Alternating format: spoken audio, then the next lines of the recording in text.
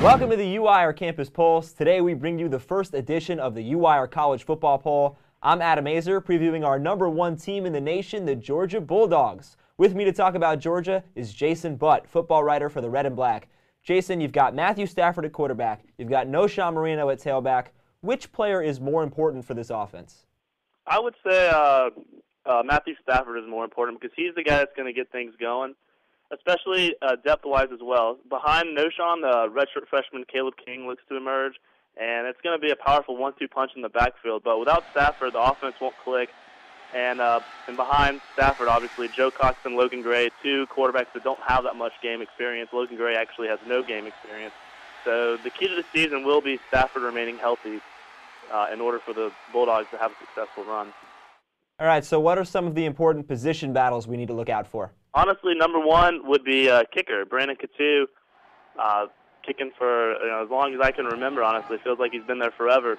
It looks like that Drew Butler, Brian Mims are going to get looks as well. But look for that to be an interesting battle. Coach Rick actually said this spring that he may invite 5 or more kickers to camp, which is something he's never done before. So it's going to be an interesting battle because that's definitely a position that Georgia has been comfortable with the last 4 years. Well, the offensive line last year allowed just 15 sacks. How good is that unit? Honestly, the offensive line is going to need a lot of work. The thing is, a lot of media members and a lot of fans thought that the offensive line was going to be the weakest unit heading into last year. But the coaches were more confident than anybody else because they saw how Fernando Velasco emerged as the leader of the unit. However, this year without him, and there hasn't been a leader emerging yet this year, look for Ben Jones actually to start at center. He's a true freshman, and he may end up starting as the year goes on. And they may move Chris Davis, who's slated to start there right now, move him to guard.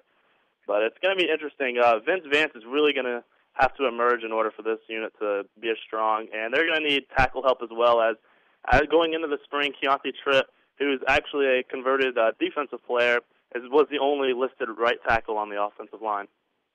Jason, how much are the students looking forward to that Florida game? Oh, of course. It's the game that I would say Georgia fans look for every year. I mean, sure, Georgia Tech's the in-state rivalry, but, with Florida having so much success in the last 18 years, you have to look at that Florida game, and it's just the game that everyone puts on the calendar. And then, of course, the trip to Jacksonville is like no other. One of the best rivalries in college football, in my opinion, one of the most underrated rivalries. Maybe because Florida has had so much success. But it's definitely going to be a matchup between two top 5 teams when it gets down to it. All right, Jason, thanks a lot for your time. No problem. Thank you. So the Georgia Bulldogs are the #1 ranked team in the country on the UWIRE College Football Poll. Could this be the 3rd straight year that the SEC gets a national championship? That wraps up this edition of the UWIRE Campus Pulse.